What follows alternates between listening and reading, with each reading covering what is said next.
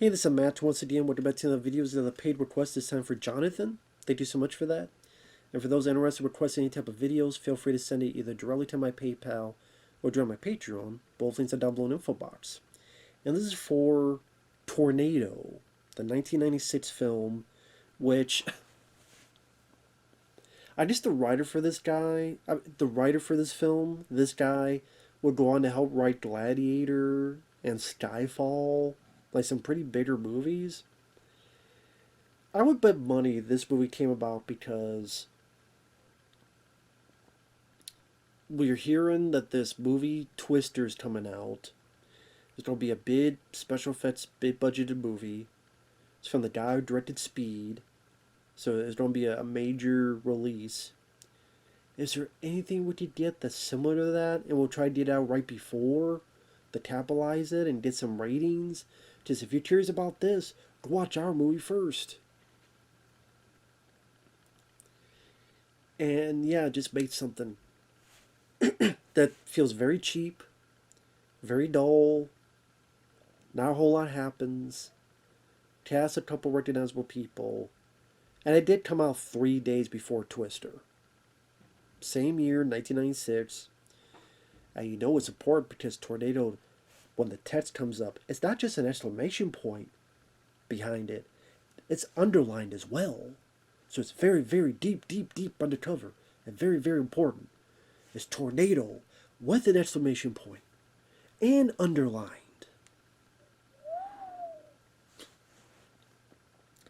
Now, here's the thing. Tornado films, there's not as many as you think there are. Or maybe you didn't think that at all, but there's a part of me that kind of wishes there were more tornado movies, but there's such a devastating force that we can all relate to. Either you've been near it or you've seen it. And of the natural disasters, that seems the most potent, at least in this country, is tornadoes. And with it, you can create a lot of destruction, and it creates elements of effects and action sequences that you could milk out of it, as well as the audience can relate to, because either they know people that have been through it, or they've, like I said, more relatable than other natural disasters. Because I think more places in the country are affected by tornadoes compared to, hurricanes and earthquakes and stuff. And there's some recognizable people in this. You got Bruce Campbell from the Evil Dead trilogy. He's the star of this as a storm chaser in Texas. You have Ernie Hudson from Ghostbusters 1 and 2 and The Crow. He's the scientist that's created this device called Patty to help monitor tornadoes. And if we get it close enough, we help monitor it, maybe we can help with warnings. Which is the fucking story of Twister. Here's a device. When we want to get near the tornado, we need to get in the tornado's path. We have this bit of a love story, and this tape between Bruce Campbell and this person. I forget the actress's name, but she's been hired to come down and see if the project needs to be terminated or not. I don't know if they want to give you more money and more funding. So I'm here to determine. As she puts it, usually I'm hired to be the Terminator, as in terminate people's dreams. And this is a made-for-TV film that was on the Fox network. Like I said, 3 days before Twister. And the movie's just really fucking boring. Bruce Campbell does what he can with his charm. Because I do like Bruce Campbell. I think he can be a rather charming actor. So even if you're watching more of the bottom-of-the-barrel movies, you get some entertainment out of watching Bruce Campbell. And I love Ernie Hudson. Love him Leviathan. Love him, various Congo. But there's just not given a whole lot to do in this because You have a movie called Tornado, and you barely get to see any tornadoes in a film called Tornado because they didn't have the budget for it. And like half of the film is just the lady determining if this project's worth a shit to keep going or not. Ernie Hudson showing this orange device that looks like, honestly, it looks like an orange septic tank, but it's supposed to be this device that's going to monitor stuff. And this trying to be blooming romance between Bruce Campbell and this lady. They talk to each other, they're poking at each other, they have a hoedown with each other. You know, how did a tight ass bean counter from Washington learn the Texas two step? You have this one redneck guy named Tex, this redneck hick. All this tornado talk, man, my thoughts, the yo, golly gee. Bruce Campbell's theater has a grandpa, L2 Jones, who I remember he was one of the older Rangers in Lone Wolf McQuade. He was in that film. I think he passed away, 2022. He has a little bit of history with a tornado killing one of his family members, and he's a bit sketchy on this whole thing. And like I said, you don't really have much happening, especially for the first half. Kind of just, they're going dead in front of a tornado, but it's a false alarm. So nothing's here, so let's go back. Just now, a whole lot of nothing happening. I don't know what to talk about. Until you finally get a tornado where they're looking at, but then it's going one way, but it turns back, and the effects are lackluster and very quick and brief.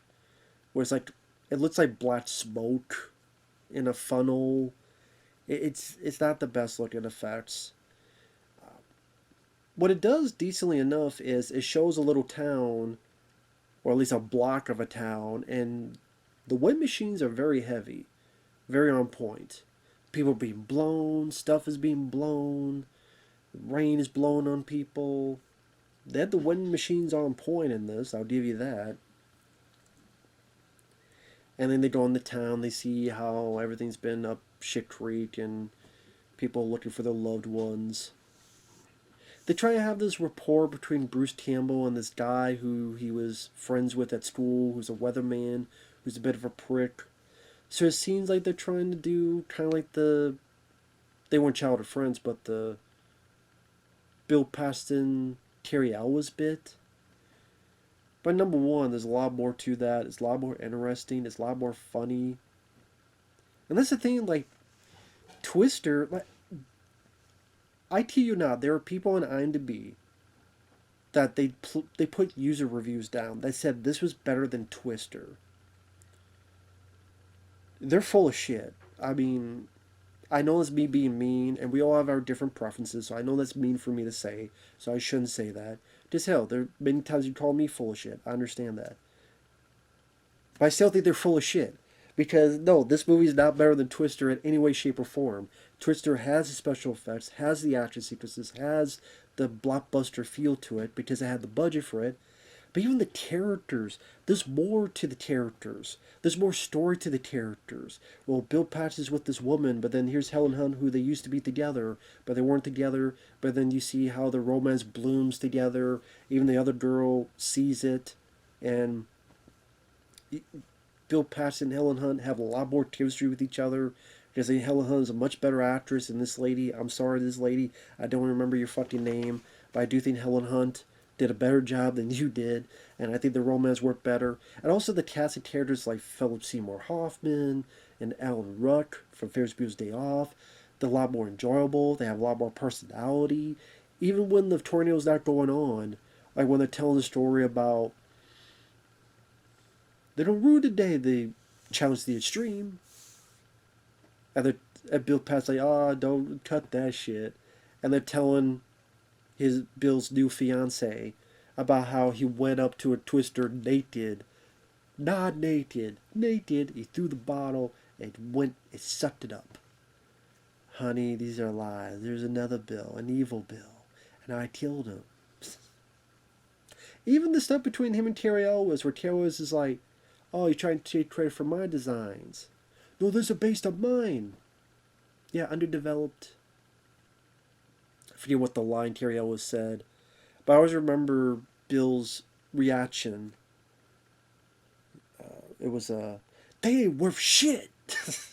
Did you hear it off stream, but you hear him loud, and Elvis was like, oh, yo, they ain't worth shit. That always made me laugh. In a genuine fashion. Listen, even with the characters, there's more to it. And the music, and here it's just... If this was made by the Asylum, it'd be a lot more CGI and badly done CGI. Here is just... We're just not going to show you much of any of the tornadoes. It's just going to show a lot of wind. And... I get that because it's low budget, to be fair. But when it's called tornado and you don't see any tornadoes except halfway through, you see it for 30 seconds and then you see some wind. And then more talk that really isn't that interesting. Again, I think Bruce Campbell does what he can with his charm. Ernie Hudson doesn't really have a whole lot to say or do. It's just kind of there, explaining his machine. And then at the end, they realize the tornado's coming for them. They're trying to hammer the thing down, but it won't do it correctly. So Bruce is trying to get Ernie Hudson out of there.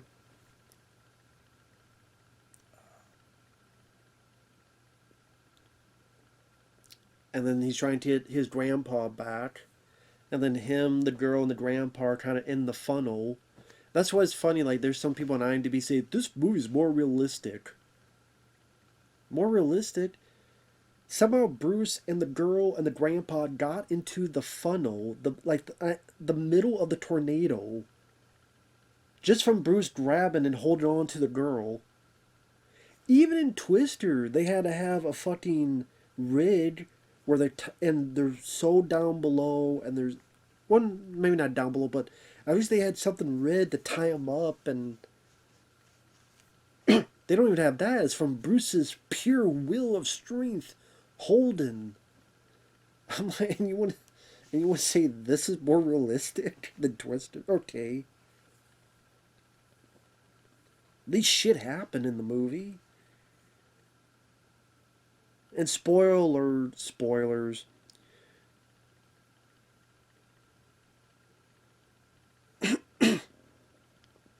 Bruce is trying to pound the thing down. They're trying to hide. L2 Jones decides to make the self-sacrifice. He pounds the thing. Then it cuts back. He's gone. I guess the thing was able to monitor what they wanted.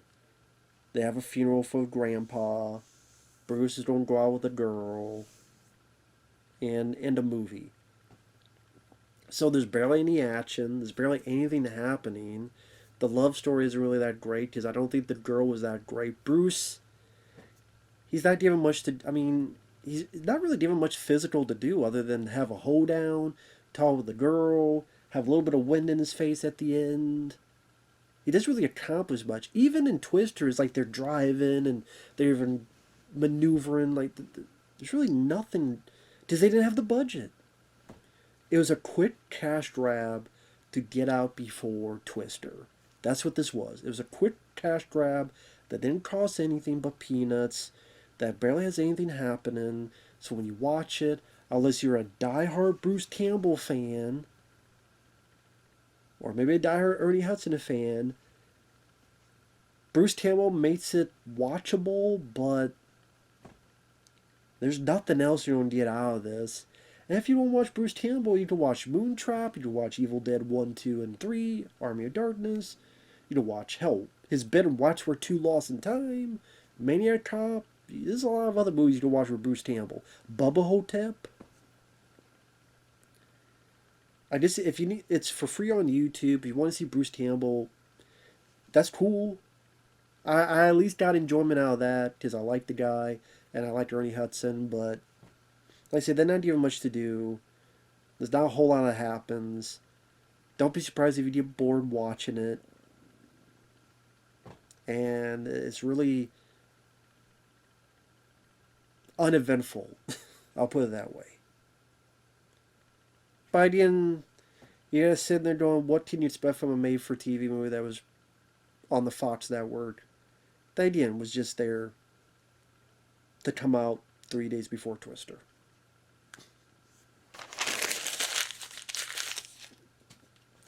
I guess only for diehard Bruce Campbell fans, but even then, he couldn't save the movie. He couldn't save the movie. So with that said, thanks for watching. Take care. We'll see you guys later. Bye-bye.